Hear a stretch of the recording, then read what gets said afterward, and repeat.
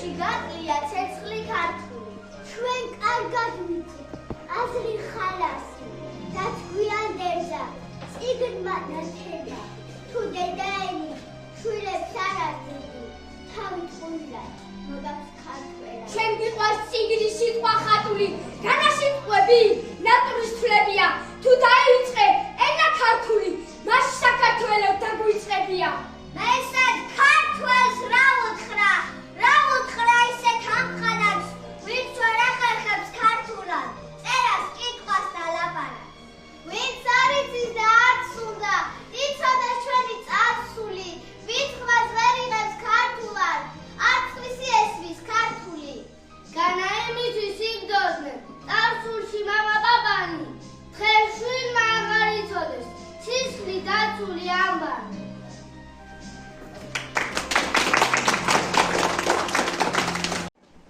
შაკითხა დავყარგე სოსო, მალე უნდა დავაბრუნო სახში, ნადირმა არ შემიწა. ედიცხა იქნებ მოედაზე რომ გავიქაო. განაღიშე ვიყავი, დედაენა უგმა მეკავა ხელში და თავსაჩვანები დედას. ვითომაც იტევესით კითხულობ. ხლაპატირად ხა, იქ შედეგ, რაც ეს დიდი სიკვდილი ვიგებდი, ყვაში ჩავარდი და დედაენაც სულზე პირად დავიწყო. მისი ყველა ფურცელი ასრასავდა. მახოთ საკუთრული ადეთი, როგორ შევისწავლები თამოდი. აი, სო, აი, გიგო, საათი. დიდრო გავიძრა მას შემდეგ, ახლა სხვა ახალი ამერიკის შემიძლია გავაჩვენ, ჯერ სტუმრებს. რომელია წიგნი აღმოაჩინა ამ ფასი წიგნიდან. ყველა ერთმანეთზე უკეთესი. უკეთესია და არ ჩვენ დავიღლებით მათი გოგონები.